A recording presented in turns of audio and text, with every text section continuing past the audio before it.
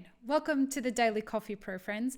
Today we are going to be talking about approaching the business challenges of a roasting brand.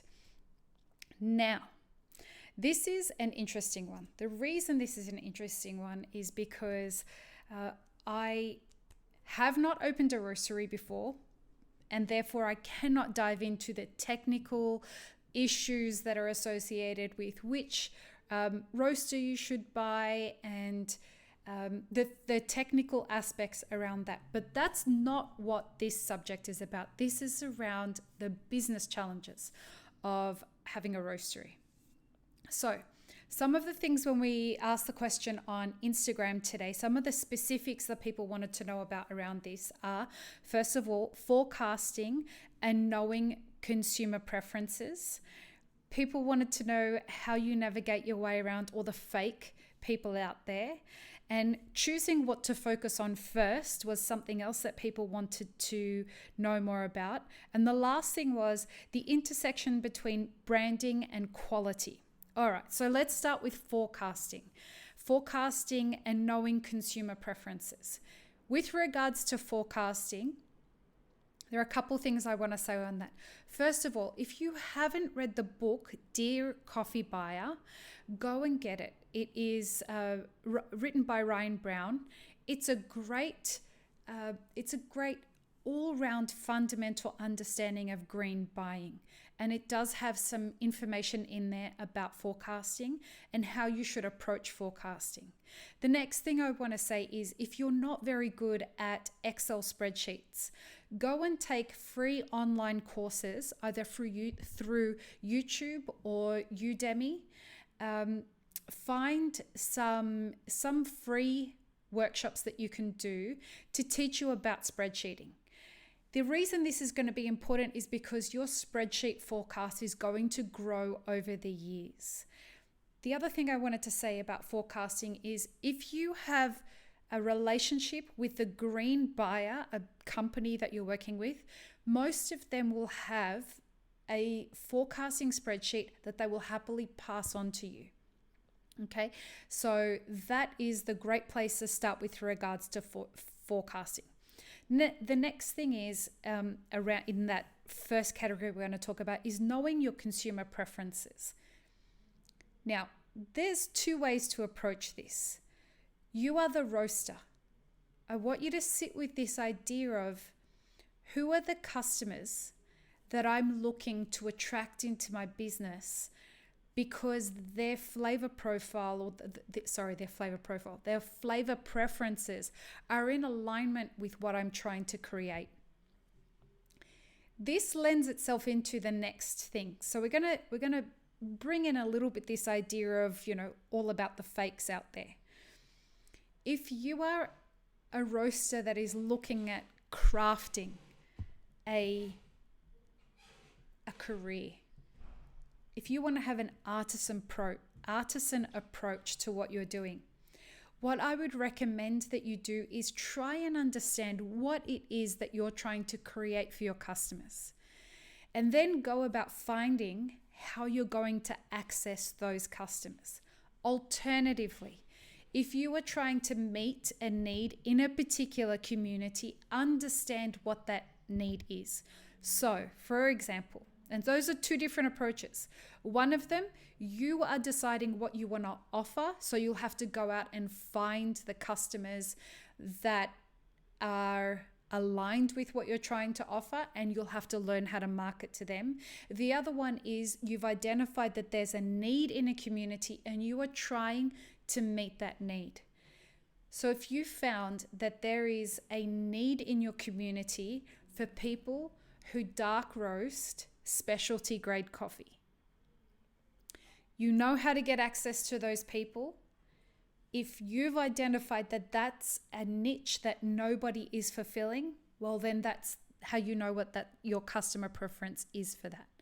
But if you are defining yourself and saying, all right, well, I think that I'm going to be a really great roaster of 90 plus geshes, and I'm going to roast like that and go out into the world and figure that out.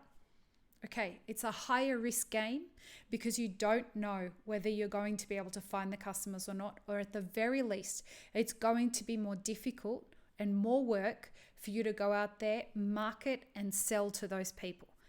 But it's not undoable. It means that you're going to have to either be more savvy with regards to marketing or have a fuck ton of money so that you can spend it on a marketing company that's going to be able to know how to get your product out there. So then we enter this idea of knowing all the fakes. All right, so the best I could interpret this was the fakes being people who say that they're really great roasters or that they are master roasters and have been roasting for 6 months. All I can say here is you do you, and what will come from that is that you will. I have this approach with regards to business. People are going to keep trying to knock you down. People are going to try and keep shit talking you. People are going to try and do a whole bunch of things. Just fucking let them. While they're focusing on your business, you're also only focusing on your business. You do you, boo. Figure out what it is you're trying to achieve and forget about everybody else. Do your business the best way you know how and with as much vigor and determination and grit as what you can find. And so while the fakes are doing the fakes, you're out there mastering your craft. You're out there learning how to do business. You're out there for the long game. And as I've said in previous episodes of the Daily Coffee Pro, it's not just great people and people with high integrity that actually do well in business. Okay, there are plenty of assholes that have made a fuck ton of money from business. That's okay. That's okay. But if you've decided you are going to be really great at what you do and you're going to figure out how to find your customer, you will succeed. But you can't just be a great roaster, nor can you just be a great salesperson, because eventually you're going to have the marriage of two to have longevity in the business. Okay. Now, the next one, choosing what to focus on first. This is a tricky one. Only because, especially when you're starting out, you have to focus on everything for quite some time. Take it from me, I absolutely can identify with that. Running 2 businesses, and I still scale everything back as much as possible. If I don't have to bring anyone into the business, I won't. And so I hear you, the overwhelm that's associated with what to focus on first. My suggestion to you, understand the concept of the business that you're trying to create. And I refer to this as the seed. So a concept of a business is understanding what it is that you would like this business to germinate into. Would you like it to be a business that's focused on affordable coffee that your average mum and pop can afford to buy? Or are you looking to showcase 90 plus coffees? Or are you looking to set up a roasting company that sells to corporate offices? Those are 3 very different concepts. Okay? Understand at the very beginning, that's what your concept is. Then understand what your buying philosophy is going to be, as well as your selling philosophy. Once you've established what your buying and selling philosophy is going to be, then try and figure out how you are going to access your customer before you open the doors. And then once you've done that, then you can start thinking about when you're going to open the doors. Okay. Now, the intersection between branding and quality. Obviously, I'm going very quickly at all of this. This is what I would typically cover in a 3-hour seminar. And jump on our mailing list if you haven't been to any of our seminars. We will have a roasting one coming up at some point this year.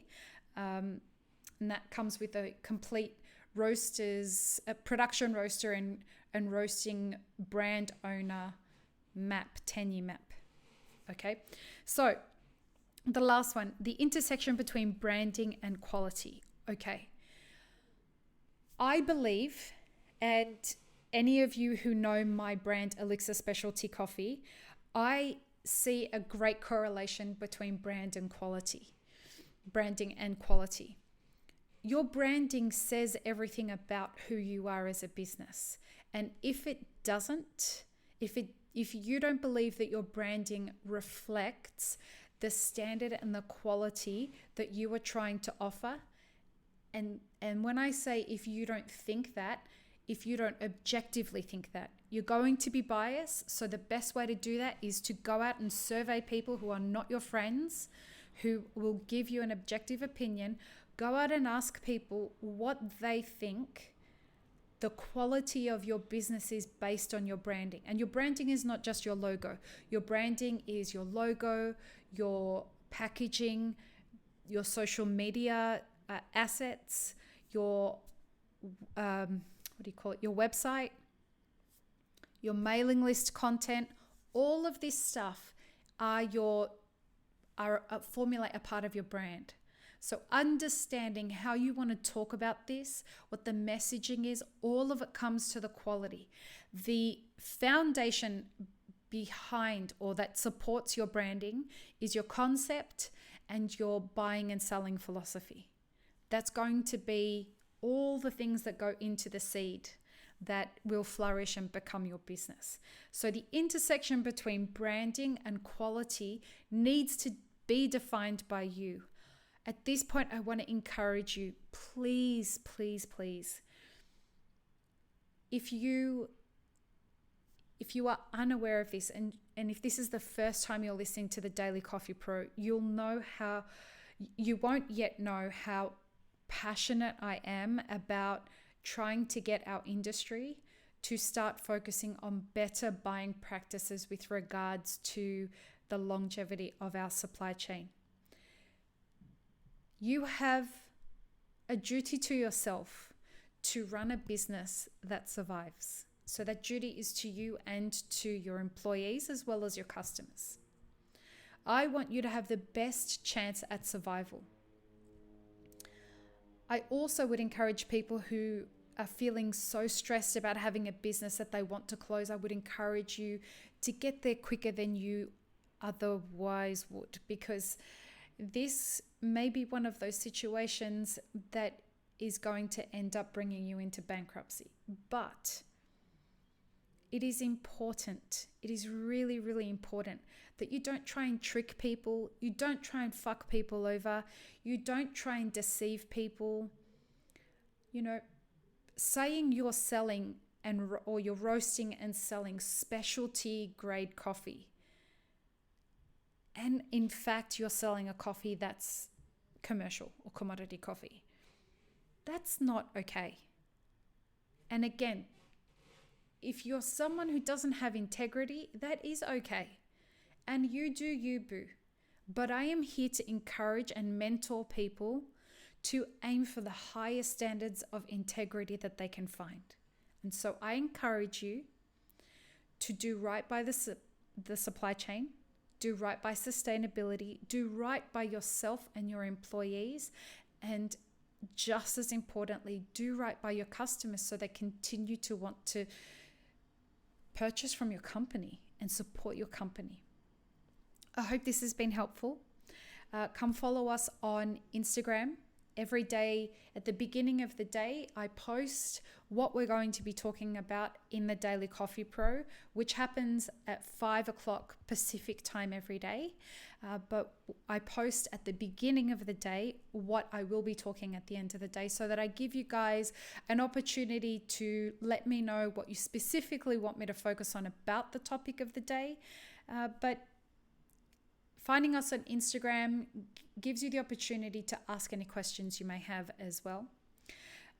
So hit us up at iMapItForward. And if you have any questions, feel free to email me, lee@mapitforward.org. Have an amazing rest of your day, friends.